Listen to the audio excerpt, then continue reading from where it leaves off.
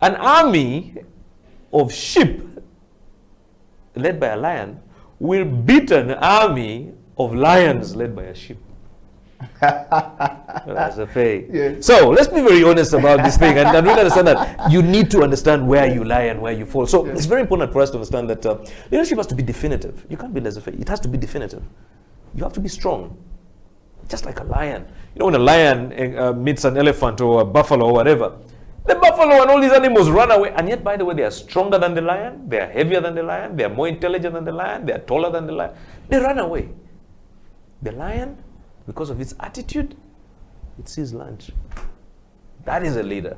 Thank you very much for coming to the CEO Bench. And I want to ask you, so if you were elected the President of the Republic of Uganda today, what would be your first State of Nation address? Now, as you look into the camera and close the show. I think my first State of the Nation address would first of all to... I think I'll just close it down.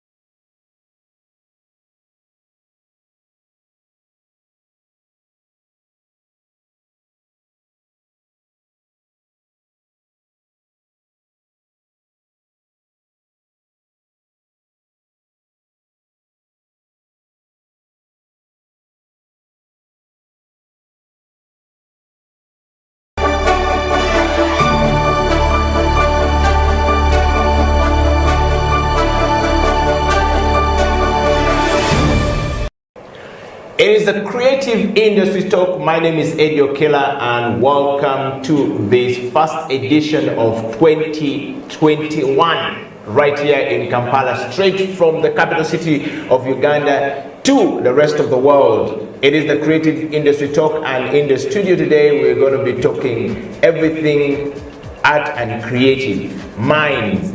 The creative minds all across the world are often described as very complex people, difficult people to deal with. But when the world needs to, sort out a crisis like coronavirus, they always look for the creative minds to communicate, to sing, to talk about the situation surrounding us. But there are quite often people who are good at giving everybody a moment of happiness, passing on the information that we need to pass on, but when they move from the public space and go back, they go back to depression, confusion, distraction, and quite often they end up with a messed up situation in life. But today in the studio, I'll bring you the one person who has been able to change this mindset and has been working hard to make sure that the creative art industry in Uganda actually find a meaningful place in the continent. Ladies and gentlemen, all across the world, live on YouTube, live on Facebook, and live on Twitter, is the CEO and the founder of Baimba Festival, Baimba International Festival. Faisal, welcome to the program. Thank you, sir. You okay? Hey, listen, we don't greet you. It's supposed to bomb. Yes. Yeah. How have you been? I've been good. I've had enough time to rest over this lockdown. Okay. But I've also realized that it has been exhausting because it was kind of testing to get me into an understanding of how to not be always on the road, yes, not to plan too much, but at the same time you have to keep up with the pace because at the end of the day you have bills to pay and you have a team of staff to take care of and the community of artists to think forward for. So it's been a busy but also relaxing moment. Wow. Yeah. Welcome to the Creative Industry Talk. This platform on Azul Talent Television exists to talk about art and everything to do with art and everything to do with creative minds. Sure. And today we're having you on the show. We started this program with one of your staff, Aman Kabobi, a great poet. Yes, he migrated to the US and left us here and said that he will be joining later on, but as of now, he's a bit busy. So we couldn't also continue during the lockdown because of a lot of things happening, and then we went into elections and stuff like that. Now, we bring you into the studio. But first, before I take into this conversation, I want to just, share a little bit about Faizo out there. To all of you who are watching the show, Faizo Chiwewa is a born of 1983 and is the founder of Bayimba Cultural Festival that happens straight out of Kampala. He's the artistic director of Bayimba, which is an annual festival that happens every year. Before coronavirus came in, it was rocking, and he was going places and taking us all across the world. But Faizo doesn't stop there. He's also been around, the creative mind that formed Dodoa, if you are aware of Dodoa, which is going to share with us the performing art in East Africa. And he markets the art 7 years in a row and counting, right? Yeah. Of Dodoa, but also he is part of the curator of the Kampala International Theatre Festival, which is also rocking. So all of this form who Faizo is. So he's not just a person who is talking about the industry without full understanding of it. He lives it, he breathes it every single day, or breathing it every single day. And today on the show, we're going to be talking about the situation surrounding the art industry in Uganda. If you look at our screen here, we're talking about the attitude and perception of the creative minds in Africa, but we're starting from Uganda. Faizo, yes. We want to dig deep into your life right away. In a nutshell, who is Faizo Chiwewa? Where do you come from? Who are you? What are you? Yeah, I'm aging, as you can see. I was born in '83. I've been around in the arts since a very young age. I have invested my youth in developing the creative arts and championing most of the ideas and concepts that have been driving around the concept, the innovation and the creativity and the vibrancy of the sector locally, a little bit regionally as well. And I also contribute a lot on the other international level when it comes to our peers around the world that do exactly like what we're doing. I have been working. I started Bayimba in 2006, and since then, as a retired artist, because I retired, yes. I stopped my own musical career in 2005, and I felt like I needed to fix some of the things that were challenging me as an artist, and I thought that I could not take my career further for 2 reasons. One, I thought that if you want to do something for others, you first have to leave it, but then give them the space. And then 2, I felt like I cannot present others when I'm also presenting myself or need to be presented. So I wanted to give space for those or myself to be convinced that I can be able to freely and genuinely present others, as well as not being an artist, but also having lived the idea of being an artist. So I started in theater when I was 6 years old, and I grew up into music. I studied at Police Student School on scholarship for music, dance, drama. I've done it all. I've studied film. So if I fail with Bayimba, I'll start making films as my next backup career. I've done films, I've done theater, and I think the advantage that gives me the opportunity to be multidisciplinary in thought, but also in doing the work I do, is because I've pretty much lived all the genres. Yes. I've been a musician, I've been an actor, I've been in theater, I've danced, I've done it. So it really gives me that foundation. I don't mean I know it all. Yeah. That's why I work with a team of people who have more time and experience in in focusing on the details of a specific genre, but it also helps me to that I'm not lost in conversation when we're talking about it. You know, I want to program so and so. What is the challenge? I look at things from an artistic perspective, but also from a programming perspective, to see that we don't get lost in when we are doing things. So that's a little bit of my confusion. Wow, it's not really confusing. Thank you for joining, Pfizer. That right there is Pfizer Chiwewa, and we're going to dive into our conversation right now. So I want you to share this video far wide, because we want everyone to participate in this conversation.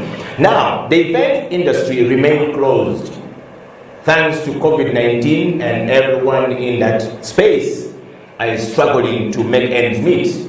The creative writers who write scripts and script movies and TV plays and playwriters are all stuck because the public space is still not available for them. But I think in this conversation, I think we have to know that despite the fact that the playwrights and script writers are suffering, yes, they still had an opportunity to sit home and work, and develop content. Yes. But the most affected people are the actors. Yes. Just the mere actors who depend on content written by playwrights. Yes. Those really suffered more, because they had nowhere to go. Because you can't act if you don't have work to act from. Yes, I can sit home and write a script and can write 10 during the lockdown, but the person acting needs your script, and there was no way they could act. So that was a very big blow to most of those people. And I think it's still going on, Faisal. That former conversation today, we want to dive to what we called the attitude and perception of these people. Yeah. Just before COVID-19 came into play, the industry was vibrant, was beginning to pick up. Very vibrant. I want you to share with us your story, particularly the story behind Bayimba Festival. What inspired Bayimba Festival and Bayimba International Cultural Festival? What inspired it to be what it is today that we now enjoy, and where do we see ourselves with the advent of COVID-19 coming into the play? Bayimba started, our first edition was in 2008, and it was built on the concept that there was a lot that was missing in the industry. There was a lot that was missing in the sector. By then, it's now growing. It's gradually moving into an industry. And what drove it was really, first of all, there was not a multidisciplinary platform. Most of the events that we saw, Chugunda, Tobero, what else was there? They were really discipline specific. You had the dance week was purely contemporary. Ichtobero was purely that folklore, kind of music. So there was no platform where artists could come together as from different multi-disciplines. And that was the driving force, because it was something different, something new, that we wanted to bring together dancers, fashion designers, filmmakers, musicians, to be in the same space. I'm taking note of what you're saying, yes. And I remember it was very challenging to sell to anyone, even to myself. Because first of all, I was young. I think I was 22. I was just, I didn't know what to tell people that what I was working on. And sponsorship was very difficult. But when we started, we needed to set a bar, and that bar was set from the onset, from the beginning. We wanted to create a platform where people can come together, freely enjoy art and learn from it, exchange, collaborate, and participate in it. And that's how we continued.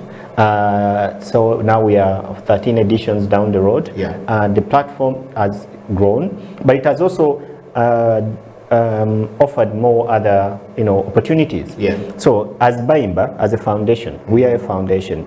We have so many other branches that we do.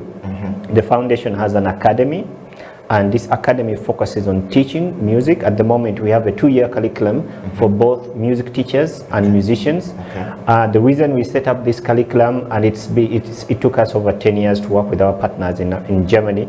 This curriculum was set up when we realized that most of the teachers in school that teach music, even on one-on-one, they don't really understand the methodologies of teaching music. Yeah. And it's not only about learning how to crack a guitar, but there's also the theory, the rhythms, the body percussion. So this curriculum is fully fledged for that purpose, and it's under the Baimba Academy. Yeah. And we do also a lot of trainings at journalism, photography. We do all sorts of things through the Baimba Academy. Yeah. So anything educational go through the academy. Yeah. And then we have the Baimba Festival. Yeah. Of course, it's the most vibrant activity of the organization because that's where everyone goes and comes. And then we have we have Doa Doa, which started after we realized that we had gotten a lot of people in the industry that want to perform, and they could not all wait for Baimba. Nyege Nyege was just starting, so it wasn't really sounding yet. So we thought that